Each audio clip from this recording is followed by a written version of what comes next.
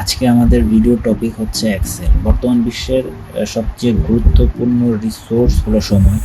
এখনকার টেকনোলজি বা সফটওয়্যারগুলোর লক্ষ্যই থাকে কিভাবে মানুষের সময় বাঁচানো যায়। মাইক্রোসফট এক্সেল তেমনি একটি যুগান্তকারী আবিষ্কার। শিক্ষা প্রতিষ্ঠান থেকে শুরু করে যে কোনো অফিস আদালতে এমএস এক্সেলের স্কিল এবং ব্যবহার খুবই গুরুত্বপূর্ণ। তাই এমএস এক্সেলের যে কোনো ফর্মুলা অথবা ফাংশনের ব্যবহার কীভাবে আমাদের দৈনন্দিন জীবনে কাজে লাগানো যায় সেই প্রচেষ্টায় আমরা লেভেল আপ টিম আছি আপনাদের সাথে। আর তারই ধারাবাহিকতায় আজকে আমরা শিখব বেসিক এক্সেলের গুরুত্বপূর্ণ একটি ফাংশন ইফের ব্যবহার কাজে লাগিয়ে কীভাবে একটি স্টুডেন্টের জিপিএ ক্যালকুলেশন এক্সেলের সাহায্যে অটোমেটিক্যালি বের করা যায়। তো চলুন আমরা এক্সেলের স্প্রেডশিটে চলে যাই। তো এখানে আমরা আগে থেকেই একটি স্টুডেন্টের জন্য মার্ক রেঞ্জের অনুযায়ী গ্রেড এবং পয়েন্ট আগে থেকেই নির্ধারণ করে রেখেছি। আবার কোন সাবজেক্টে কত পেয়েছে মার্ক ডিস্ট্রিবিউশন সেটাও আমরা আগে থেকেই করে রেখেছি। তো চলুন আমরা ইফের ফাংশন কাজে লাগিয়ে আগে আমরা পয়েন্ট কিভাবে বের করব সেটা জেনে নিই। তো প্রথমে আমাদের ইকুয়াল টু দিয়ে ইফ ফাংশন টাইপ করে মাউসের লেফট বাটন দিয়ে ওকে করে নিয়ে এখানে যখন এই ব্র্যাকেট চিহ্নটা আসবে তখন আমাদের লজিক দিতে হবে। তো লজিকের জন্য এই H10 যে সেলটা আছে, মানে বাংলাতে সে 65 পেয়েছে, এটার জন্য সে কত পয়েন্ট পাবে তা বের করব। ইফ H10 মানে 65 গ্রেটার অর ইকুয়াল যদি এটা হয়, মানে গ্রেটার অর ইকুয়াল 80 হয়, তাহলে সে পয়েন্ট পাবে 5। হুবহু বাকি যে মার্ক রেঞ্জ অনুযায়ী আমরা লজিকটা বসিয়ে নিব যে 70 থেকে 79 এর মধ্যে পেলে সে 0.4 পাবে। সেই লজিকটা আমরা এখন দিব। If H10 greater or equal 70 হয়, মানে B3 হয়, তাহলে D3। আবার if H10 greater or equal B4 মানে 60 হয়, তাহলে পয়েন্ট পাবে 3.5 মানে D4। আমরা প্রত্যেকটি মার্ক রেঞ্জের জন্য পয়েন্টের যে লজিকটা আছে সেটা আমরা এখানে মিলিয়ে দেব এই ফাংশনের ব্যবহারের মাধ্যমে। If greater or equal B5 না,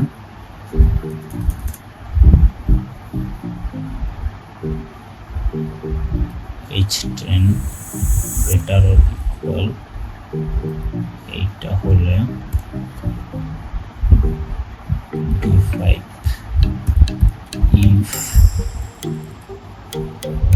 H10 গ্রেটার অর ইকুয়াল তাহলে D6, or if B7 greater or equal B7 না, H10 greater or equal B7 হলে B7।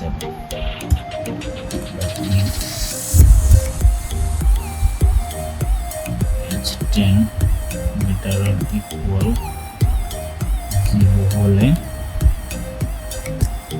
0 পয়েন্ট। তো আমরা এখন ব্র্যাকেট ক্লোজ করে দিব। ব্র্যাকেট ক্লোজ করার পর যতক্ষণ পর্যন্ত না ব্ল্যাক কালারের ব্র্যাকেট আসতেছে আমরা ব্র্যাকেট দিয়ে যাব। তো যেহেতু আমরা প্রতিটা সাবজেক্টের জন্য বের করবো, তো সাবজেক্টের যে সেলটা আছে এটা আমরা ভেরিয়েবল রাখবো, আর বাকি যে আমরা মার্ক রেঞ্জ গ্রেড পয়েন্ট আমরা লজিকের মাধ্যমে বসিয়েছি সেগুলো আমরা ফিক্সড রাখবো। তো ফিক্সড রাখার জন্য আমরা F4 সিলেক্ট করব। এই সাবজেক্টের মার্কসের যে সেলটা আছে এটি বাদে সবগুলো আমরা ফিক্সড করে দেবো। চলুন ফিক্সড করে দেই।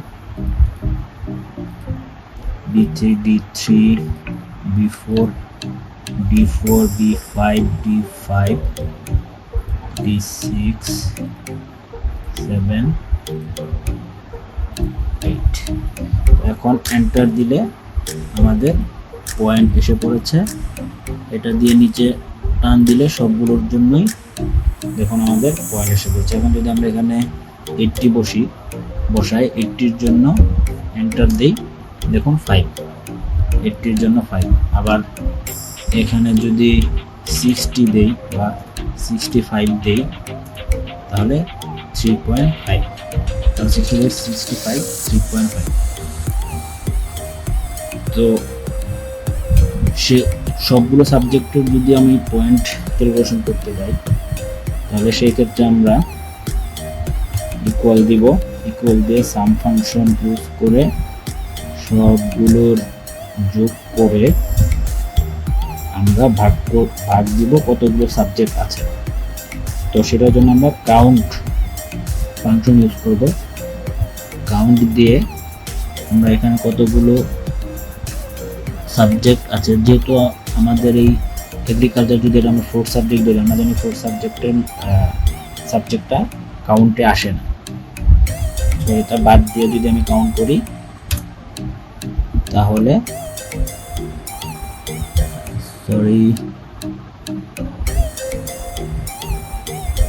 আমরা এখানে ব্র্যাকেট ক্লোজ করিনি, দেখুন 4.75 সে পেয়েছে। তার মানে তার পয়েন্ট হচ্ছে 4.75। এখন যদি আমি এখানে 75 দেই, দেখুন তার পয়েন্ট চেঞ্জ হচ্ছে। যদি 80 দেই তার পয়েন্ট চেঞ্জ হচ্ছে। আবার 80 দেই, দেখুন সে 5 পেয়েছে। এখন আমরা দেখব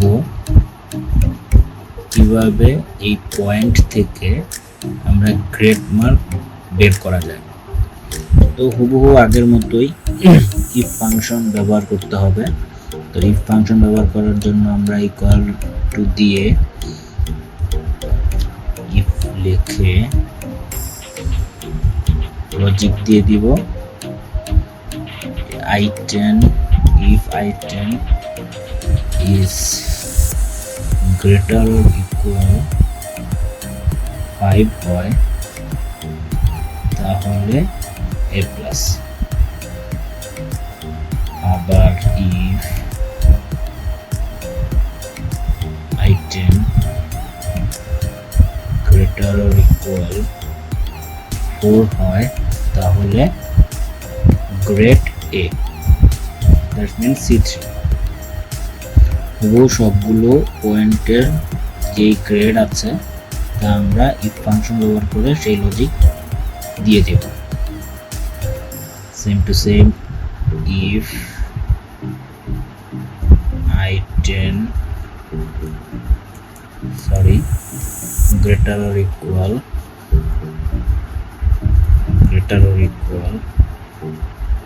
3.5 হয় তাহলে A minus if I10 greater or equal 3 হয় তাহলে B if I10 greater or equal 2 হয় তাহলে C, that means C6। আবার if I10 greater or equal 1 হয় তাহলে grade D, that means C7। আবার লাস্ট লজিকটা দিয়ে দিব আমরা if I10 greater or equal 0 হয় তাহলে f গ্রেড। এখন আমরা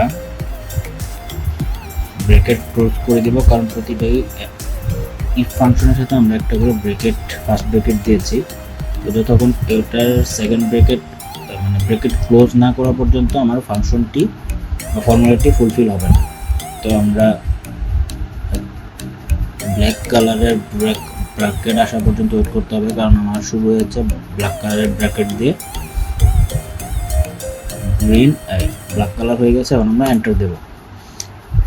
দেখুন আমাদের পয়েন্ট অনুযায়ী যেই গ্রেডটা আছে সেটি অটোমেটিক্যালি বসে গিয়েছে। তো এখানে যেহেতু পয়েন্টগুলো সাবজেক্ট অনুযায়ী ভেরি করতেছে, তো আমরা পয়েন্টটা ভেরিয়েবল রাখবো। আর হচ্ছে যেই গ্রেডগুলো আছে, যে মার্ক অনুযায়ী বা পয়েন্ট অনুযায়ী যে গ্রেডগুলো আমরা এখানে ফিক্সড করেছিলাম সেগুলো ফিক্সড করে দেব। তো i10টা ভেরিয়েবল আর d2 c2 এগুলো সব ফিক্সড করে দেব। ফিক্সড করার জন্য আমরা f4 লিখে এন্টার দিলেই f4 প্রেস করলে আমাদের ফিক্সড হয়ে যাবে। f4 d3 ফিক্সড হবে, c3 ফিক্সড হবে, এগুলো সব ফিক্সড করে দেব আমরা।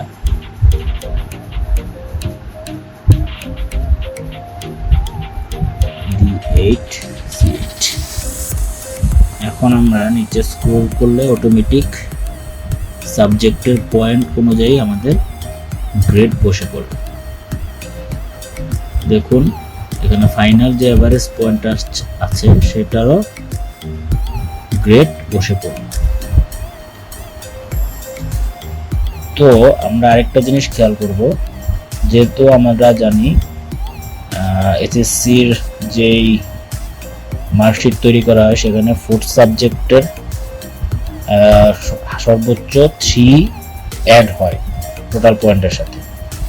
তো এখানে আমরা যদি এটা ফোর্থ সাবজেক্ট ধরি, তো এখান থেকে আমরা যেই পয়েন্টটা আছে, যে পয়েন্ট আমরা পেয়েছি সেখান থেকে -2 করে দিলে দেখুন আমার অ্যাকচুয়াল যে এসএসসি পরীক্ষার্থীদের যে রেজাল্ট শিট যে অনুযায়ী করা হয় সেই অনুযায়ী আমার এখানে বসে গেল, পয়েন্ট বসে গেল, এবং সেই অনুযায়ী পয়েন্ট অনুযায়ী এখানে আমার গ্রেডও বসে গেল। তো এখন আমরা দেখব এখানে যদি আমাদের সাবজেক্টের মার্কস চেঞ্জ হয় সেই ক্ষেত্রে আমাদের পয়েন্ট অ্যান্ড গ্রেড চেঞ্জ হয় কিনা। যদি আমি এখানে 75 দিই, দেখুন অটোমেটিক্যালি এখানে পয়েন্ট চেঞ্জ হয়েছে, সাথে সাথে গ্রেডও চেঞ্জ হয়েছে, এবং ওভারঅল অ্যাভারেজ পয়েন্টও চেঞ্জ হয়েছে, অ্যাভারেজ যে গ্রেডটা আসে সেটাও চেঞ্জ হয়। দেখুন আমরা যদি এগুলো সব 70 দিয়ে দিই,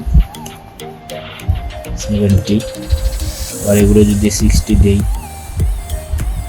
দেখুন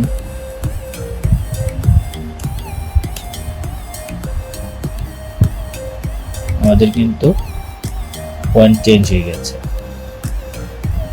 55 যদি দেই, 4 পর্যন্ত আমরা জানি a,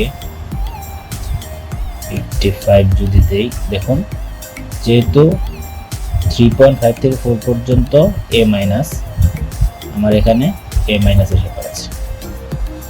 আবার যখন 80 দিব,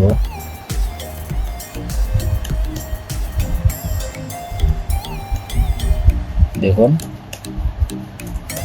অটোমেটিক এখানে a প্লাস এসে পড়েছে। তো আমরা যেই রেজাল্ট শিট বা মার্কশিটটি তৈরি করলাম আর একটু কাস্টমাইজ করে নেই। তারপর সাবজেক্টের উপরে আমরা হেডিং দিয়ে দিলাম সাবজেক্ট, এটা হবে মার্কস, এটা হবে পয়েন্ট, আর এটা হবে গ্রেড, আর এখানে দিয়ে দেব আমরা average point and average grade.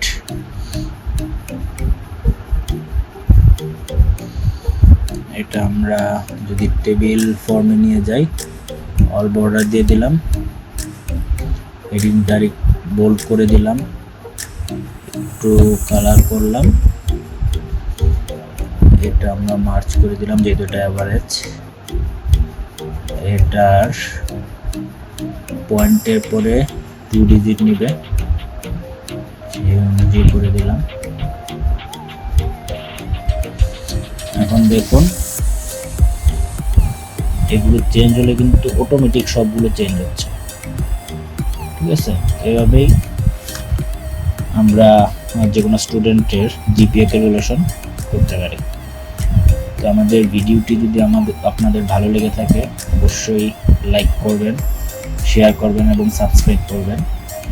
আর আমাদের এক্সেলের আরও অ্যাডভান্স লেভেলের ফাংশন এবং ফর্মুলার যদি ইউজ দেখতে চান আমাদের পরবর্তী ভিডিও আপলোড করা পর্যন্ত অপেক্ষা করুন। ধন্যবাদ সবাইকে।